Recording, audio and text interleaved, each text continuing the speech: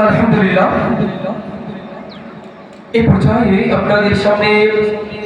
আমাদের সকলের শ্রদ্ধাভাজন আলেমে দ্বীন, আমাদের আশপাশ অসংখ্য গোলামে কেরামের হৃদয়ের বন্ধন, মুন্সিবাড়ি কেন্দ্রীয় মসজিদের সম্মানিত ইমাম ও খতিব হযরত মাওলানা মুফতি হারুনুর রশিদ বুলবুল সাহেবের দুইটি কন্যা মুসাম্মাদ তাসনিয়া তাজরিন এবং তার ছোট বোন যৌথ কণ্ঠে একটি ইসলামী সঙ্গীত পরিবেশন করে শোনানোর জন্য আমি আহ্বান করছি। এ পর্যায়ে একটি ইসলামী সঙ্গীত নিয়ে আসছেন